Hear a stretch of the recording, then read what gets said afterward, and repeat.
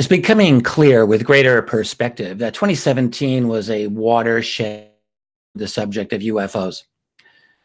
Prior to 2017, ufology was becoming a bogged down, mired muck, bogged down not just in infighting, which is usually the case and normal for most serious areas of study, but it was also deeply infected with false claims by obviously fake so-called whistleblowers presenting us with B-level Hollywood scripts posing as real stories.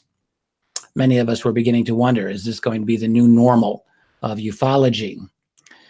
Then in the fall of 2017 came the TTSA press conference, warts and all, with the Mylar balloon photo mistakenly presented as a genuine UFO. But with all that, an impressive cast of retired officials from military, intelligence, and aerospace community taking UFOs very seriously. Except they weren't UFOs, they were calling them UAP, but even so, this was a big moment. They discussed the 2004 Tic Tac UFO incident. They discussed how the US military structure was in fact taking UFOs seriously. And it's easy to lose sight of the big picture. As always, people fixated on motives over actual information.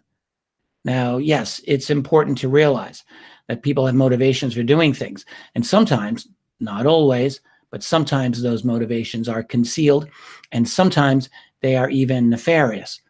All true. But content always rules. It's about information. That's what it's always about. And people often get so worked up over who these individuals were, ex-CIA and the like, that they often dismiss the information out of hand as some kind of op or as disinformation or the like. Now, there is some legitimacy to seeing things that way. Some. There's a limit.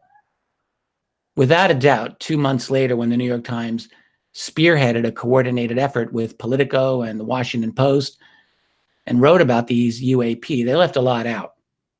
And there was misleading information in there.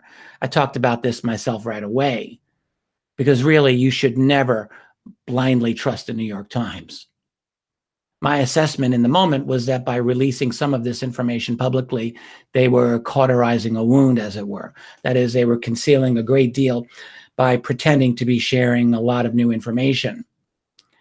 Now, I still think that's true to an extent, but it's become very clear in retrospect that the very admission of this information has initiated a sea change in how UFOs or UAP are talked about by the establishment media.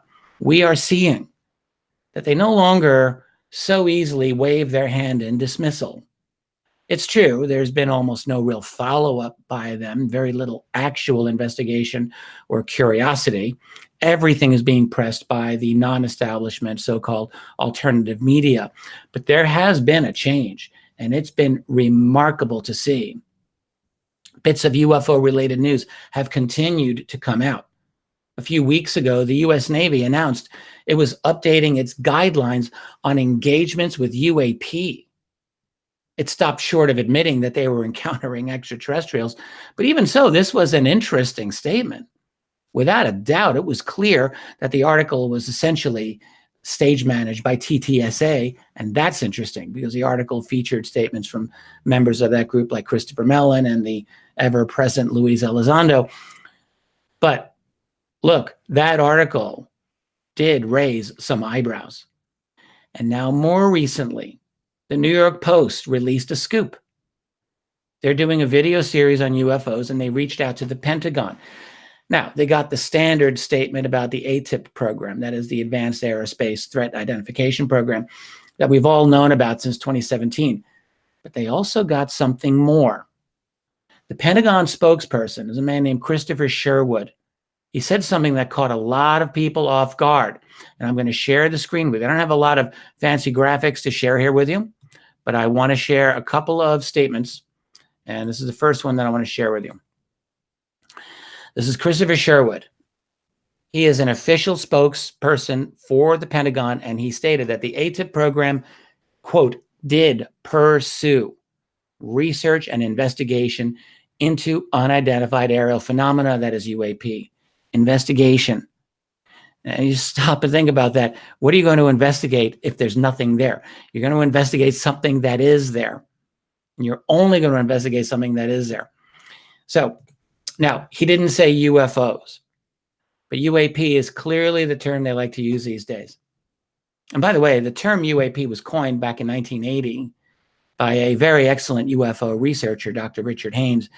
It's got a lot less cultural baggage attached to it, and it's really not hard to see why a lot of people who are in sensitive positions and who need to discuss this matter would prefer to use that over UFO.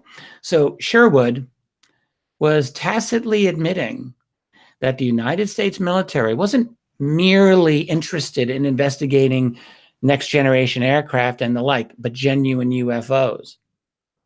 Now, of course, we've known this all along. I mean, I began my active research into the subject in 1993, for goodness sake, when I learned that there was a confirmed factual history of military encounters with incredible, inexplicable UFOs, not just next generation aircraft, no. Any serious UFO researcher understands this. And the people at TTSA have been saying this since 2017 as well. And that's been important because those individuals are all formally associated with the Pentagon and the intelligence community. And that counts for something, for sure.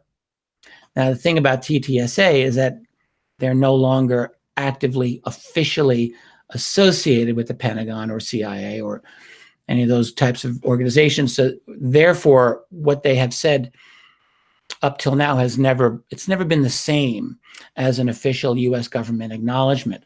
But Christopher Sherwood, on the other hand, is an official spokesperson for the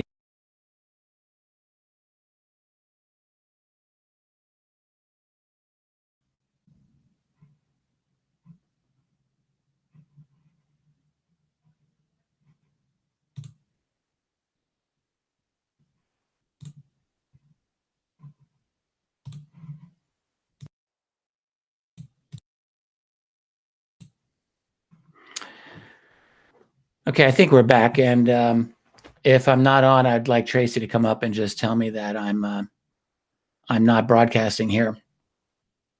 I don't know what happened there, folks. Very sorry. Somehow we got disconnected. So I just want to back up, and what I was talking about here is that, I was talking about how the folks at TTSA were not. Audio is good? Yes? Audio's on. Okay, well, Tracy's telling me my audio's on. I believe my video is on too. I'm looking at myself here. Video's off. Okay. I'm going to stop this broadcast and we're going to start right back up.